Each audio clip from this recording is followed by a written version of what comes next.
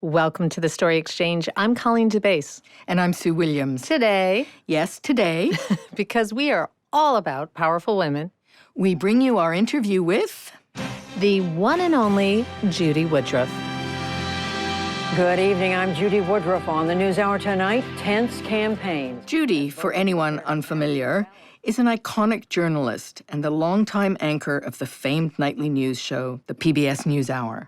Which listeners of a certain age might remember started out as the McNeil-Lehrer Report, hosted by two white guys back in the 1970s. Here's Robert McNeil. Good evening. Most of this week, we're all going to be... In fairness, all the news shows back then were hosted by white guys. That's exactly right. I talked to Judy about that. I wanted to hear a little bit about the changes you've seen for women over the years, especially in media. Yeah, I mean, it's night and day because when I started out, there were so few women. We had a long conversation about her decades-long career, I don't think there would have been any doors blatant open. sexism against women in media, and what she's up to now. Stick around.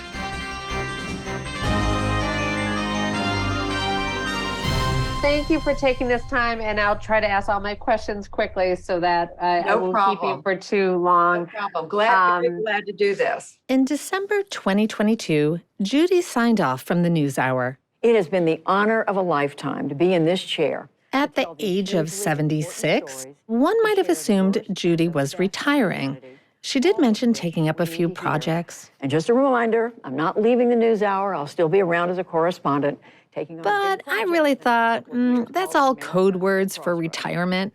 Turns out I was mistaken. Yeah, I have a feeling Judy may be a bit of a workaholic. I mean it when I say I cannot believe they pay me to do this work that I absolutely love. Since stepping down as anchor, Judy has been on the road filing report after report for her series called America at a Crossroads, exploring the divisive political issues tearing Americans apart.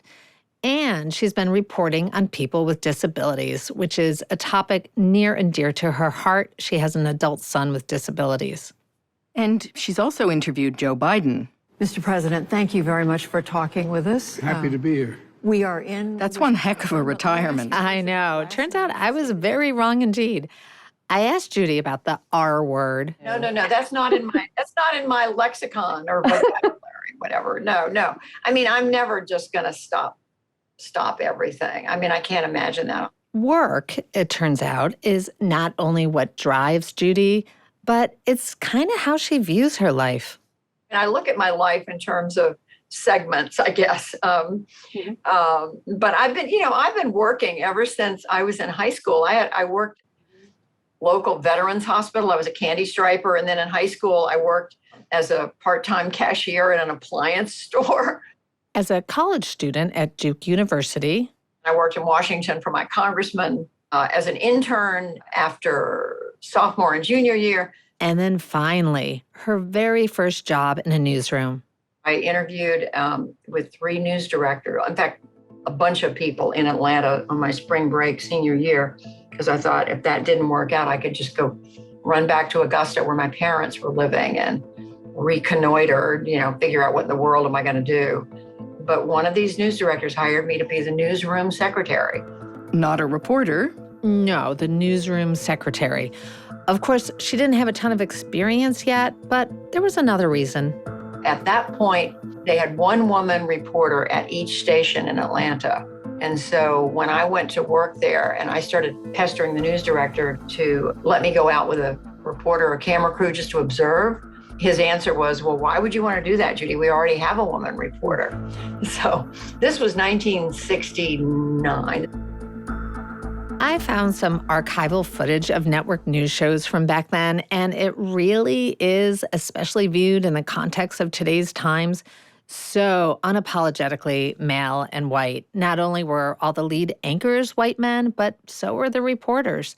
Here's just one example of CBS News in 1970. Direct from our newsroom in New York, in color, this is the CBS Evening News with Walter Cronkite and Eric Sebright in Washington, John Sheehan in Amman, Dan Rather at the White House, and Jed Not Duval only does near this Phnom Penh. impact what news is reported, But when millions of Americans only hear the important news of the day from white male voices, it colors perceptions of who is powerful and who is knowledgeable. When I was thinking I might not get a job in TV, I applied to a whole bunch of radio stations all over the country to work in news, and most of them didn't write back, but a few wrote back and said, well, we don't think a woman's voice is authoritative, so we don't hire women to do this. So it was just a different time. It was hard to believe how blatant it could be. And it was right out in the open. We'll tell you more about Judy's career after a brief break.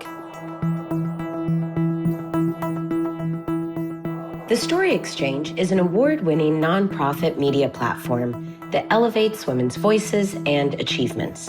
Our $25,000 Women in Science Incentive Prize supports female scientists addressing climate change.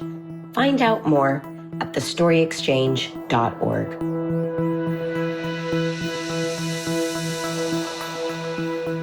Welcome back. We're talking to Judy Woodruff, the groundbreaking former anchor of the PBS NewsHour. She's covered everything from the 1981 attempted assassination of President Ronald Reagan. She actually heard the shots. To numerous political debates, including the 1988 vice presidential debate.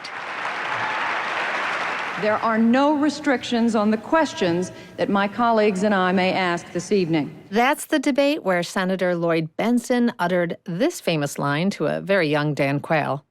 I knew Jack Kennedy. Jack Kennedy was a friend of mine. Senator, you're no Jack Kennedy. And most recently, Judy kept us all informed during the COVID pandemic. This invisible new virus is frightening and spreading rapidly. Last but not least, she's even been parodied on Saturday Night Live. Here's a clip from 2022. This is comedian Heidi Gardner. I'm Judy Woodruff, and this is the PBS NewsHour. We're what your grandma is talking about when she says, I saw this on the news. Well, I guess that's how you know you've made it. Exactly. But back to Judy's early days in the newsroom, it just wasn't easy for women in the late 1960s, back when stations only had one woman. Honestly, it was one per station, and some didn't even have any women. I've often said, though, that if I'd come along 10 years earlier, I don't think there would have been any doors open for me. After a year and a half working as the newsroom secretary, Judy heard that the local CBS affiliate in Atlanta was losing their woman reporter. She was leaving to have a baby, and so they had an opening. That was my first job. I thought I'd died and gone to heaven. I mean, and there I was covering the Georgia State Legislature and Atlanta city politics. And what an interesting time, 1970, in the throes of the civil rights movement. Not long after the news director hired Judy, soon after hired another woman who happened to be Black, the second woman reporter. And he was quite enlightened. And two women reporters, wow. Wow, two whole women reporters. But things finally began to change in the 1970s. And that was when the networks were starting to hire women because they were under pressure from the Federal Communications Commission to hire women. Interestingly, Richard Nixon pushed the FCC. Judy advanced quickly, becoming the White House correspondent for NBC News. And joining a group of powerhouse women in journalism, from Leslie Stahl at CBS. What were those men after at the Watergate? Who sent them? How were they paid? To Rita Braver, who covered the Iran-Contra scandal in the 1980s. North faces up to 10 years in jail and $750,000 in fines.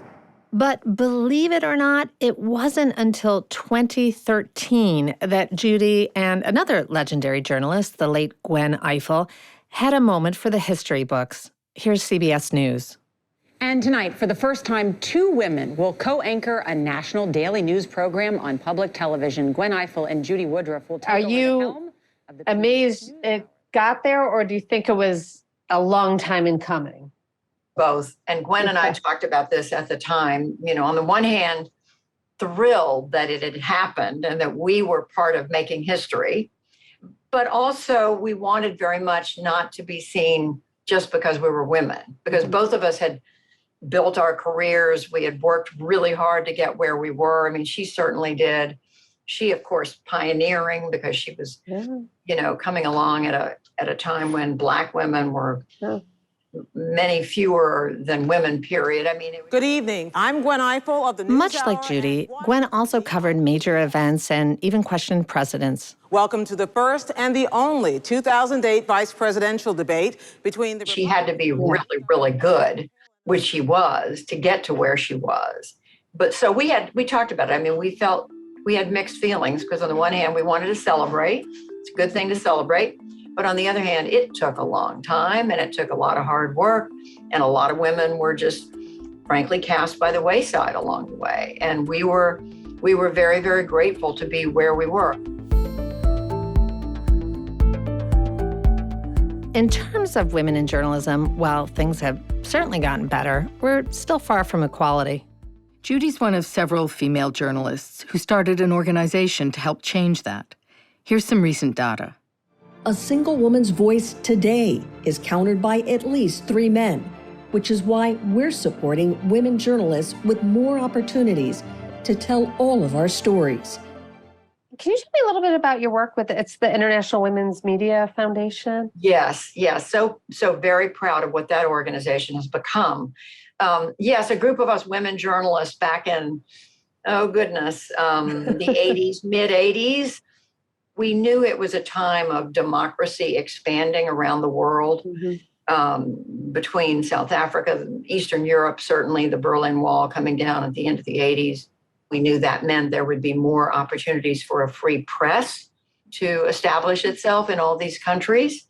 And we thought, when that's happening, we want to make sure women are part of the picture because it's so easy for women to get overlooked, and especially in parts of the world where women are treated as second-class citizens and worse. The IWMF remains active today, providing networking and training for women in news media and calling out continued bias in news coverage. One of their recent campaigns is #CheckYourBylines, reminding people to diversify the news they consume. Every year we recognize women journalists who put their lives on the line to report, and it's just stunning what women are having to put up with.